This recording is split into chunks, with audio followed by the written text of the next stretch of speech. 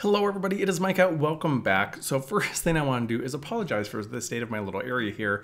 Like I said in my last video, I'm in the process of setting up a whole new little filming area, and that unfortunately has not been done yet because of some late deliveries, but I'm in the middle of working on it. In fact, today I was actually putting a desk together when the keynote for Final Fantasy XIV went live. So I took a moment and I stopped because I watched the whole thing, and I wanted to kind of give you just a recap of what was said. So like in all FanFest, they started out with a new teaser trailer that you are seeing here. The new expansion is going to be titled Shadowbringers, which we knew already, and will be released early summer of 2019, and finally will bring the conflict with Garlemald to its head. And not only will we learn more about who the Ascians are, but we'll also learn more about Hydaelyn and Zodiark and what exactly is going on. But to do all this, we're going to have to cast aside the mantle of Warrior of Light and embrace our inner darkness. Frankly, I could not be more thrilled about this, since it's a storyline that's been going on since version 1, and I am more than ready just to move on. Some of the features that Yoshida discussed were things we already knew about, such as there's going to be multiple new jobs. More on that toward the end of this video. The level cap's going to be going up to 80, and there will of course be new zones, 2 of which were discussed, the Raktika Greywood and Alma Rain, but there was no video ready, so they just included some photos, which I will have up on my Facebook page if you are interested. And of course, new Beast Tribe quests and new primals, things we basically get with every expansion. As far as content, Yoshida said there will be 9 new dungeons available at launch, which is pretty comparable to 3.0 and 4.0, both of which had, I believe, 8. There will also be new Alliance raids and some high-end raid content, none of which was elaborated on, but then there was a few new things. Like they are finally going to have endgame content for crafters and gatherers in the form of reconstructing the Holy See of Ishgard. Again, no details were given, but they did allude to the fact that after the Holy See is reconstructed, Ishgardian housing will finally become available. They are also going to be introducing the trust system from Final Fantasy XI. Although they said it's not going to be exactly the same, it will allow players to solo dungeons by using NPCs. From a more technical standpoint, they are adding a system called New Game Plus that will allow you to replay old main scenario quests, job quests, and all that stuff at your current level. And while they're not going to be going to full-on mega servers, you will be able to move freely between different servers on the same data center by using the Aetherytes in the 3 main cities. You will have a home world, and this will also launch prior to 5.0 in a beta-like capacity to get all the bugs worked out. They're also going to be adding new data centers to both North America and Europe, and moving to these new servers will be free of charge. If you are still one of the few people running on Windows 32-bit, you are going to be out of luck because they will be dropping support. Yoshida did say that it won't just stop working, but you're going to see a lot of stuttering and other different things, so just to be prepared for that.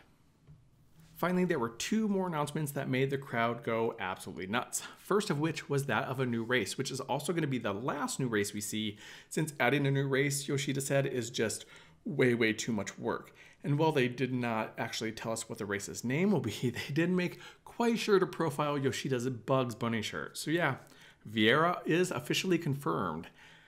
Yay, I guess. I personally am one of the few people who is not excited about Viera, since I would like to see more of a bestial race, and I'm really scared they're just gonna add oversexed bunny girls. So I wanted more of a demonic beast thing, but hey, new races are new races, I guess.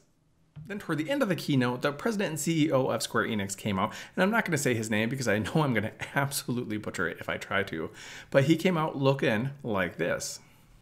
Yes, they gave us a sneak peek at Blue Mage, which will be released not 5.0, but with 4.5, which we kind of already knew thanks to the leaks. This is also one of the things they did give us a few details on, even though it really wasn't that much. But some of the things they talked about was that it's going to be something completely new. It's not going to be part of the Trinity, and will be known as a limited job. It will also cap at level 50, with level caps being brought up during patch cycles instead of expansions. There will be no classes attached to it, and I really like this. In true Blue Mage fashion, you'll have to learn spells by fighting mobs, just like any other Final Fantasy game. It's also going to have its own content known as the Blue Carnival, which will be a Blue Mage only duty. Overall, there was some very exciting stuff, and there was some stuff that I'm very apprehensive about, because every expansion has kind of been like the other, and I'm really hoping that they shake up the flow, because I know I personally can't really stick with it if I'm just going to be capping tomes and fighting monsters in circle rooms anymore. So I can't do it anymore. At the end of the day, I'm probably still going to buy the expansion. I mean, I've been with this game since beta in version 1 back in 2010, so I'm going to want to see what happens. However, they're going to have to shake quite a few things up to keep me, playing throughout the life of 5.0, especially with other games that are coming out. And frankly, I've been super excited for Blue Mage, and the way they're handling it really worries me. I mean, this whole thing only being level 50 when it comes out and all this stuff. I mean, I love the fact that you have to learn spells and all that stuff, by going out and fighting. But am I going to be able to take it into endgame? Am I going to be able to play it on the day-to-day? Am I going to be able to run dungeons with it? This is all things that I really need to know, because if I can't, it's going to really just screw things up for me, and it's just gonna make me really upset. But that's all I have for you today. I will try to do a recap of the live letter tomorrow, so in the words of Yoshi P, please look forward to it. But as usual, it's been a hoot, and until next time, have fun.